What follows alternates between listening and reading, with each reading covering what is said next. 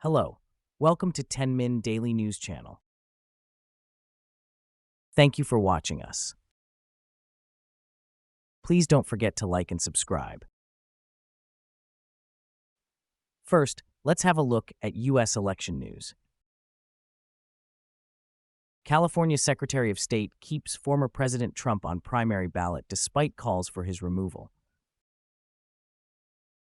Republican lawmakers in Maine are threatening to bring impeachment proceedings against Secretary of State Shenna Bellows after her decision Thursday to bar former President Donald Trump from the state's presidential primary ballot. Former President Trump says he can't believe Biden will be the nominee. The guy can't talk. The guy can't put two sentences together. So I do think this. I cannot believe he's going to be the nominee. I hope he is. But I can't believe he's going to be the nominee, Trump said. Maine Secretary of State says she's received threats after removing former President Trump from state ballot. Former President Donald Trump's legal team is preparing as soon as Tuesday to file challenges to decisions in Colorado and Maine that kicked him off their state's primary ballot. Former President Nixon's White House attorney John Dean, Trump's in trouble after Maine ruling. President Biden's approval ratings dropped due to the Gaza war, affecting his chance for re-election, while protests in support of Palestine show a decline in size and frequency. Wisconsin officials shut down effort to kick former President Trump off ballot. Democratic presidential candidates Marianne Williamson and Rapper Dean Phillips set to debate each other in New Hampshire. Israel-Hamas war news. Israeli forces bombard Khan Yunis as Gaza officials say nearly 200 killed in 24 hours.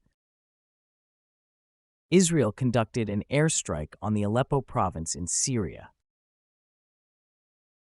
At least 14 Palestinians have been detained by Israeli forces in the occupied West Bank in overnight raids, the Palestinian Prisoners Society said in a statement. Israel's bombardment of Gaza has killed Palestinians in areas designated as relocation routes by the IDF. Israeli ground forces are pushing into the eastern, southern, and northern outskirts of the Barrage refugee camp in central Gaza, but have not yet reached the western side, amid resistance from Hamas fighters, war monitors report. The Shijaya neighborhood, northeast of Gaza, completely destroyed by the Israel Defense Forces, IDF. On October 7th, Israel launched air raids on Gaza after the Palestinian group Hamas launched Operation Al-Aqsa Flood. Since then, Israel's bombardment on the besieged enclave has killed more than 21,000 Palestinians, according to Gaza's health ministry. Hamas agrees in principle to resume hostage negotiations with Israel in exchange for prolonged ceasefire in Gaza, Israeli news reports. A U.S. citizen living in Egypt sought to join the al-Shabaab terrorist organization and wage violent jihad against America and its allies in the wake of Hamas' October 7 attack on Israel, federal prosecutors said. South Africa launches case at UN court accusing Israel of genocide. Human Rights Watch official says South Africa's case against Israel at the International Court of Justice is an important opportunity to provide clear, definitive answers on the question of whether Israel is committing genocide against the Palestinian people. After Israel's war on Gaza began, Palestinians near the occupied West Bank city of Hebron are living through a worsened lockdown, feeling imprisoned by restrictions, while Israeli settlers don't face the same measures. Relentless Israeli bombardment continues across Gaza, exacerbating the suffering of Palestinians in the besieged enclave. Jabir Abu Hadros, a journalist for Al-Quds TV, was killed in an Israeli strike on his home in Nuseirat, central Gaza. This marks the 106th journalist death since the start of the war. UN Secretary-General Antonio Guterres has reiterated his concerns that the Israeli war on Gaza will spill over into a regional conflict. The Biden administration once more bypasses Congress on an emergency weapons sale to Israel. Biden administration bypasses Congress intentional $147.5 million Israel weapons sale, which includes M107 55mm projectiles. Hamas has condemned the U.S. sponsoring of Israel's war in Gaza, saying that while these crimes have been committed with Israeli hands, they were sponsored and backed up by the U.S. administration. Hamas says that with the U.S. administration supplying artillery shells to Israeli forces, it is a participant in the war of extermination against children and civilians in Gaza. The World Health Organization, WHO, says that 9 hospitals in the south and 4 in the north of the besieged Gaza Strip are operational. Russia-Ukraine war news. Russia on Friday unleashed one of its biggest missile attacks on Ukraine of the war so far, killing 12 civilians, wounding dozens more, and hitting residential buildings in Kyiv, the south and west of the country, officials said. President Biden on Russia's aerial attacks on Ukraine. Putin must be stopped.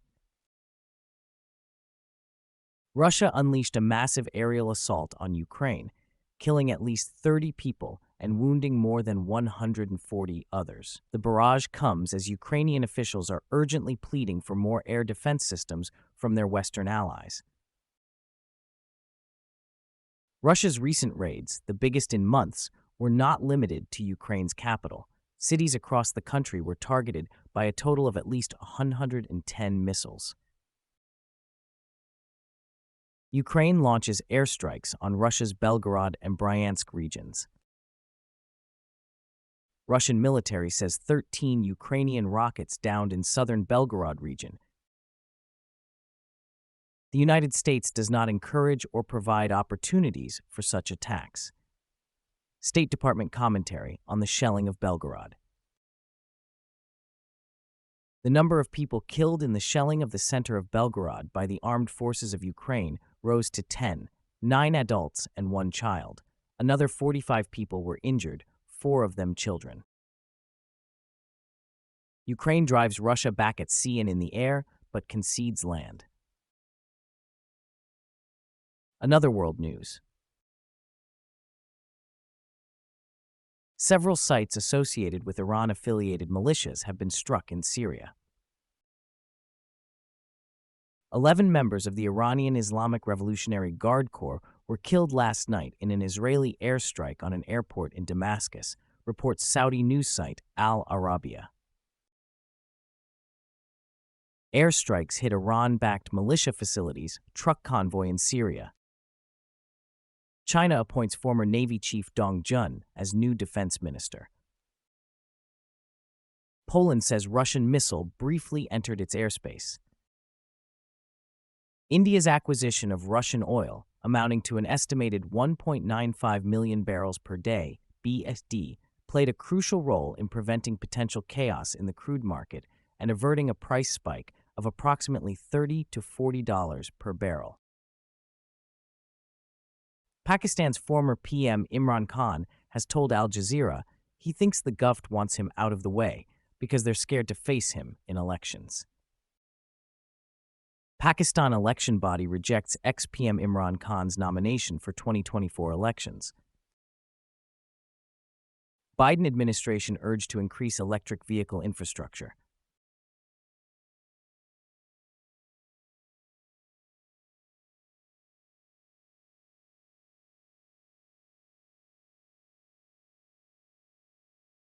Discussions aimed at reaching a bipartisan deal concerning Ukraine aid and U.S. border security have continued during the holiday recess, according to one Senate negotiator. Poland eyes almost 18.5 billion euros in EU pandemic recovery funds in 2024. A new blockade of Belgrade begins. Demonstrators dissatisfied with the election results continue with protests in Serbian capital, Belgrade. Brazil urges restraint amid rising tensions in the Venezuela-Guyana territorial dispute, as Caracas conducts a major military exercise near the contested Essequibo region. Thousands of people in Niger went to the streets to celebrate the withdrawal of French troops. Colombia to hike minimum wage by 12% in 2024. Argentina formally announces it won't join the BRICS alliance in Milei's latest policy shift.